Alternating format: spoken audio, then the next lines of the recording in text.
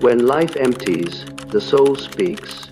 There comes a moment in a woman's life when everything she thought would stay, leaves.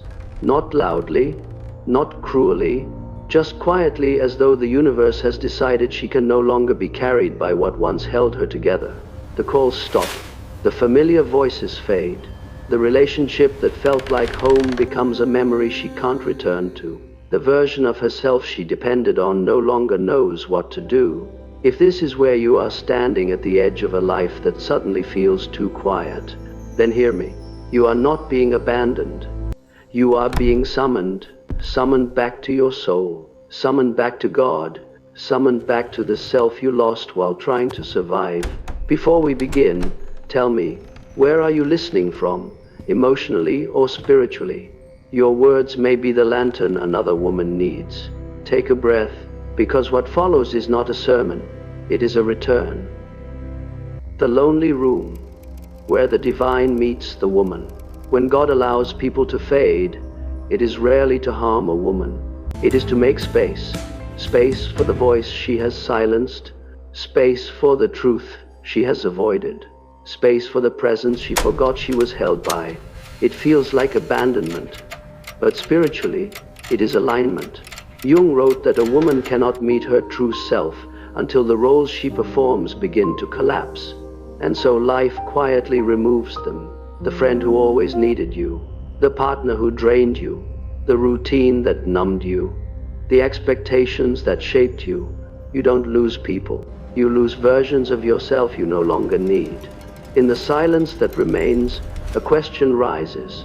Who am I when no one is watching, no one validating, no one choosing? And from the deepest place inside you comes a whisper. Mine, not the world's, not his, not society's, God's, yours. This lonely room becomes the doorway. The breaking of the crutches.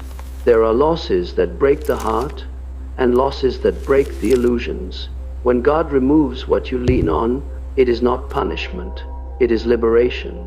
Many women lean on things that feel like foundations but are actually crutches. A relationship that defined their worth, a friendship that replaced self-trust, a routine that distracted them from their truth, validation that kept them performing, control that kept them anxious teller, busyness that kept them from feeling digestive. When these collapse, a woman thinks she is falling apart, but she is falling inward. Jung said the psyche withdraws energy from what is false. Spiritually, this is God saying, I will not let you build a life on what cannot hold you. The crutch breaks so the woman can finally stand. And one day, she realizes what she called support was actually limitation. What she called stability was actually fear.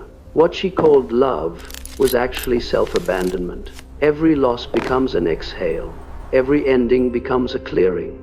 The self she thought she needed is gone. The self she is meant to be begins to breathe. Pain as initiation. Pain is not the enemy of a woman's becoming. Pain is the initiation. It strips illusion. It confronts avoidance. It awakens honesty. Pain is the moment life removes the noise and forces a woman to hear her soul again. Jung believed suffering is not interruption. It is the doorway to individuation. And spiritually, God often works the same way. He lets the heart break so the truth can enter. He lets emotional exhaustion take over so she stops carrying what is not hers. He lets the loneliness deepen so she stops accepting shallow love. Pain becomes the teacher that says, look here, this part of you is ready to be healed. It teaches her what kind of love she can no longer tolerate. It teaches her the patterns that once protected her but now imprison her. It teaches her to stop betraying herself for belonging. Pain is the cocoon, dark, unwanted, sacred. Inside it, the old self dissolves and the new one forms.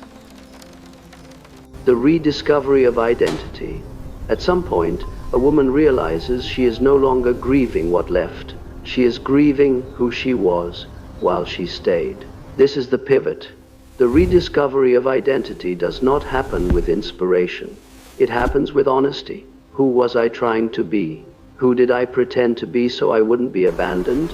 Who did I become to make others comfortable? What part of me did I trade for peace? Solitude reveals the answers gently. Without the world's mirror, she sees her own face. She sees her sensitivity as intuition. She sees her boundaries as wisdom. She sees her longing as soul memory. She sees her softness as strength. She sees her loneliness as the path back home. Jung said, "We do not invent ourselves. We discover ourselves." God does not ask a woman to reinvent her identity. He asks her to remember it.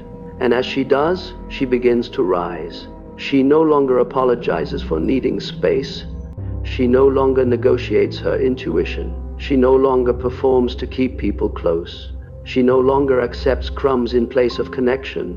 She no longer shrinks to be chosen. The woman emerging is not new.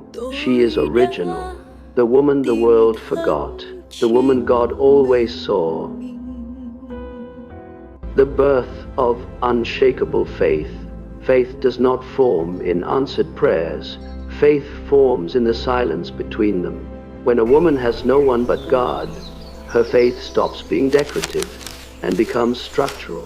She stops asking for certainty and begins asking for alignment. She stops begging for what she lost and begins preparing for what's coming. She stops controlling outcomes and begins listening for direction. This is the maturity of the soul. Jung wrote that when the ego collapses, the deeper self rises. Spiritually, this is the moment a woman says, "Even if I don't understand the path, I trust the one leading me." Her anxiety becomes discernment. Her waiting becomes preparation. Her solitude becomes sanctuary. Her silence becomes guide. She becomes unshakable, not because life got easier, but because she stopped building her identity on what can be taken away. Storms stop scaring her. Departures stop breaking her. Uncertainty stops paralyzing her. She knows who walks beside her now. Closing benediction. For the woman emerging, there is a quiet moment after the wilderness, a moment so soft you could almost miss it, when a woman realizes she is no longer walking with fear beside her. She is walking with wisdom. The same silence that once frightened her has become the space where she breathes most freely. The same loneliness that once hollowed her has become the place where God sits closest. The same breaking that once tore her apart has become the doorway through which her true self enters. So before we close, let this be spoken gently over your life. You are not behind. You are not unseen. You are not forsaken. You are a woman who has walked through the dark and found the light inside her own chest. You are a woman who learned to sit with her shadows until they became companions instead of fears.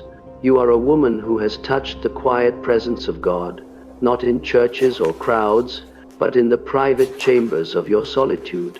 As you step out of this hidden season, may you rise slowly, and may you rise whole. May you trust what has been stripped away. May you trust what is being rebuilt. May you trust the voice inside you that is finally louder than the noise around you. And if this video found you somewhere tender, somewhere between breaking and becoming, I want to offer you something simple, a space where your story can rest, a space where your truth can be spoken without fear, a space where another woman wandering her own wilderness might see your words and remember she is not walking alone. So if you feel moved to, share one line below. This is where I am on my journey. Or anything your heart is ready to release. It doesn't need to be polished. It doesn't need to be brave. It only needs to be yours. Because the moment a woman speaks from her soul, she becomes a lantern for someone still searching for the path. You have risen far already, and the world has no idea what is about to bloom from your quiet.